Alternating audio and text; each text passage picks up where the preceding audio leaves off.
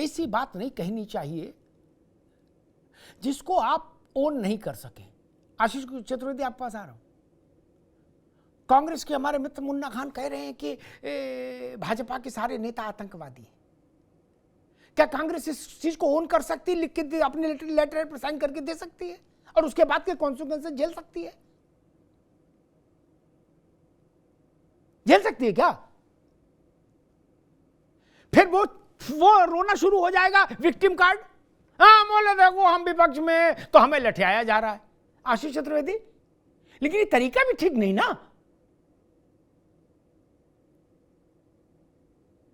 आप कह रहे हो कि पूरे भाजपा आतंकवादी है।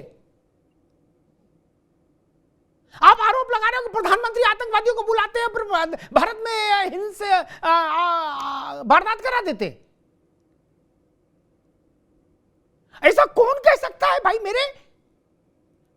और अभी मान लीजिए कांग्रेस के राष्ट्रीय अध्यक्ष को नोटिस देके भाजपा ये पूछे कि आइए जरा अदालत में सिद्ध करके बताइए, तो क्या करोगे? फिर आप लोग जंतर मंतर पे इकट्ठे हो जाओगे कि भैया भैया भैया भैया हमको मारा जा रहा है, हमको डराया जा रहा है, हमको सटकाया जा रहा है, हमको धमकाया जा रहा है, हम कमजोर हैं, हम विपक्षी हैं। नहीं तो आप विक्टिम कार्ड लेके आ जाएंगे आशीष जी, इंडिया गठबंधन तुरंत। या तो फिर भगत सिंह बन जाओ, बोले हाँ हमने बोला है, हम भुगतेंगे। बसंती चोला पहन लो। बताओ भैया चतुर्वेदी जी, पहन लोगे बसंती चोला? फिर विक्टिम कार्ड नहीं खेलना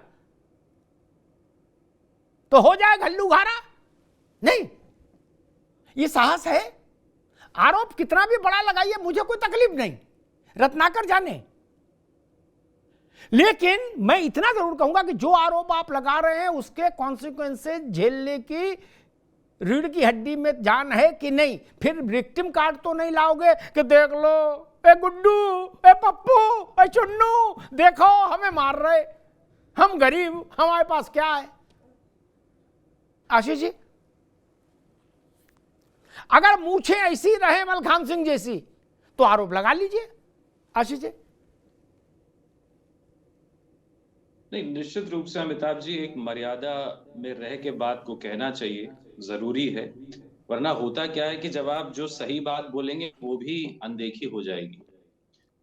और मुझे ऐसा लगता है कि मुन्ना खान जी ने अभी एक बहुत बड़ी बात बोल दी। मुझे लगता है कि उनकी व्यक्तिगत सलाह मैं देना चाहूंगा एक दोस्त के तौर पे, कि आपने जो अभी बयान दे दिया वो बहुत सीरियस बयान था। हो सकता है आप पे उस पर कार्रवाई हो जाए तो बेहतर होगा कि आप उसके लिए अगर क्षमा याचना कर लें। तो मैं आपसे एक निवेदन ही करूंगा कि आप कर लेंगे तो अच्छा रहेगा, क्योंकि आपने बहुत बड़ी बात बोल दी है और उस पे निश्चित रूप से कार्रवाई हो जाएगी या हो सकती है, और आपके पास कोई उसका वो बचाव का रास्ता नहीं रहेगा। ये कहीं ना कहीं हमें अपने विचार कैसे हैं उससे मायने नहीं रखता है, लेकिन जो लोग हमारे बारे में सुन रहे हैं, जान रहे हैं, उसका हमें बहुत ध्यान रखना चाहिए। हम विरोध करते हैं, बिल्कुल, हमारा बहुत सी बातों पे भाजपा से विरोध है, बहुत सी बातें हैं हमें, हम विपक्ष में हैं, हमारी जिम्मेदारी भी बनती है विरोध करना। लेकिन उस विरोध में एक मर्यादा और एक तथ्यात्मक बात को रखना, जिससे अगर हम जो बोल रहे हैं, जो हमें सुन रहे हैं, वो हमारी बात पे यकीन करें, उसे माने, उसे समझें, केवल उसे आरोप न लगाएं। क्योंकि अगर हम केवल आरोप लगाते रहेंगे तो जो बात हम सच भी कहेंगे कुछ दिन बाद, फिर लोगों को लगेगा कि ये आरोप ही है, इसमें सच्चाई नहीं, और सच कहीं छूट जाएगा। तो इतनी गंभीरता अपने वक्तव्यों में, अपने विचारों में हमें रखनी चाहिए। और बहुत आवश्यक है कि आप जो कोई बात कहें तो थोड़ा सोच समझ के धैर्य से कहना चाहिए। वरना हमारी मुंह से निकली हुई बात से कई बार हमारा अपना नुकसान हो जाता है।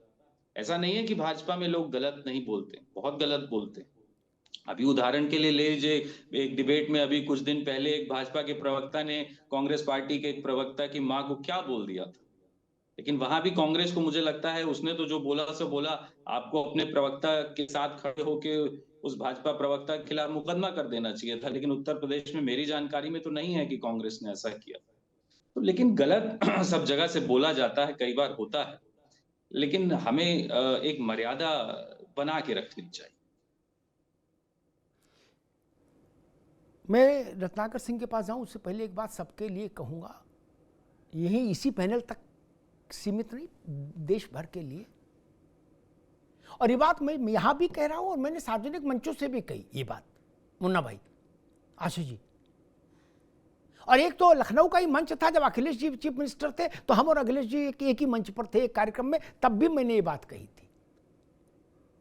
देश में नरेंद्र मोदी आ चुके थे प्रधानमंत्री के रूप में, तो मैंने कहा था आपको अच्छा लगे तो आशीष जी सुन लो, बुरा लगे तो दूसरे कमरे में जाके फूट फूट के रो लेना, सिर दीवार मार लेना, लेकिन सच्चाई यह है कि प्रदेश का चेहरा वोट से चुना हुआ मुख्यमंत्री होता है और देश का चेहरा वोट से चुना हुआ प्रधानमंत्री। आपको बुरा लगे गंगा में कूद जाओ, कोई दिक्कत नहीं, क्या मेट्रो के सामने कूद जाओ, कोई दिक्कत नहीं, लेकिन सच यही रहेगा।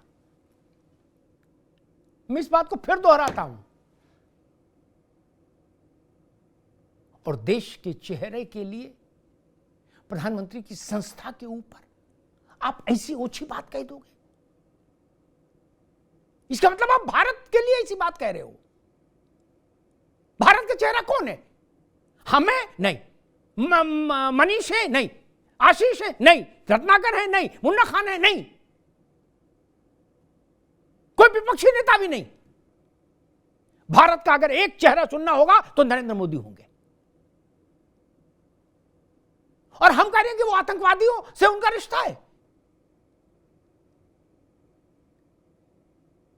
इस पर विवाद हो सकता है, तर्क हो सकते हैं कि आतंकवादियों के खिलाफ क्या कार्रवाई हुई, वो कार्रवाई और प्रभावी कैसे हो सकती थी, आदि आदि। लेकिन ये कह दिया जाए कि आतंकवादियों से रिश्ता है, यह अक्षम्य है, ये स्वीकार्य नहीं हो सकता। ये भारत की, ये व्यक्ति की प्रतिष्ठा पर हमला नहीं है, ये भारत की प्रतिष्ठा पर हमला है, आक्रमण है। नरेंद्र मोदी अपने मन से या भाजपा के कहने से तो प्रधानमंत्री नहीं बन गए ना, उनको प्रधानमंत्री भारत ने बनाया है। इसलिए भारत का अपमान है जब हम ऐसी बात कहते हैं। और जिस बात को आशीष जी ने भी स्वीकार किया, कहा, बड़ी अच्छी बात उन्होंने कही कि कल इस पर विवाद आगे बढ़ जाए तो संपूर्ण कांग्रेस अपनी पूरी शक्ति और सामर्थ्य के साथ भी न्यायिक प्रक्रिया में अपनी बात को साबित नहीं कर पाएगी। तब क्या होगा? बहुत विचित्र स्थिति पैदा हो जाएगी। इससे बचना चाहिए। रत्नाकर जी।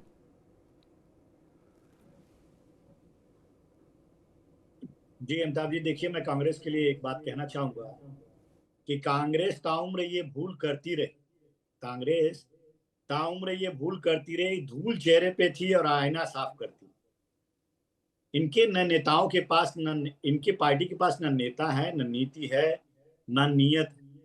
देश की जनता ने देख लिया कि किस तरह से ये हमारी सेना के ऊपर प्रश्न चिन्ह उठाते हैं, हमारे विदेश मंत्रालय के ऊपर प्रश्न चिन्ह उठाते हैं। मैं अमिताभ जी पूछना चाहूंगा, मुन्ना खान बैठे हैं यहाँ पे, ये बता दें मुझे, अगर पाकिस्तान के बारे में जरा भी स्टडी रखते हैं तो क्या पाकिस्तान में विपक्ष का कोई भी नेता सेना के ऊपर प्रश्न चिन्ह खड़ा किया? क्या सेना के ऊपर कोई भी ऐसा प्रश्न चिन्ह खड़ा किया जिससे उसके शौर्य के ऊपर प्रश्न चिन्ह खड़ा हो, उसके पराक्रम के ऊपर प्रश्न चिन्ह खड़ा हो? किसी ने नहीं किया।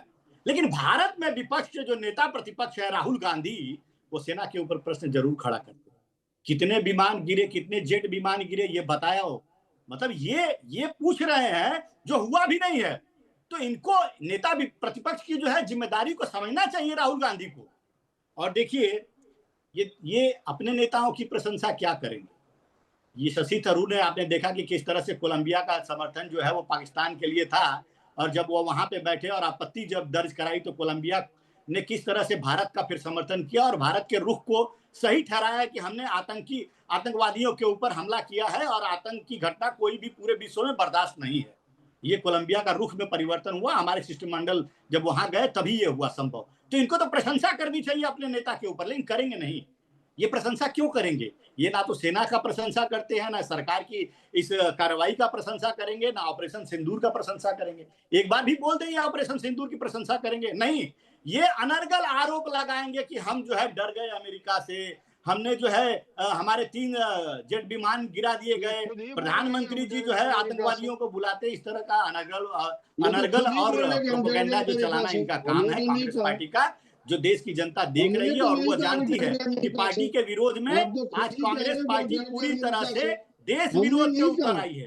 कांग्रेस पार्टी के किसी नेताओं ने नहीं कहा, आप खुद ही कह रहे हो हम डर गए अमेरिका से, और ये आपने कटु सत्य बोला है, आपके जवाब में संस्कृति आई है और आपने सत्य बोला है। वाकई आप डर गए अमेरिका से, नहीं तो हमारी सेना जो सुरबार जिस तरीके से युद्ध लड़ा जा रहा था, अमेरिका से क्यों डरेगा भाई, हो रहा था, अमेरिका से क्यों डरेगा, क्यों की? जब हमारा आज ये विदेश सवाल मंत्रालय ये कहता है कि हम आज ये तीसरे सवाल, देश की आज ये मध्यस्थता सवाल, को स्वीकार नहीं आज करेंगे ये और सवाल दूसरे देश देश का की किसी भी जनता प्रेशर को हम जानना चाहती है, नहीं दबाव को आखिर स्वीकार नहीं वजह क्या करेंगे। थी? और हमने आखिर उनको वजह बताया क्या कि थी जब जो पहला आपने कॉल युद्धविराम किया? पाकिस्तान के डीजीएमओ की तरफ से आया, क्यों तब किया हमने आपने? ये पूछ- सीज फायर के लिए इनिशिएट किया।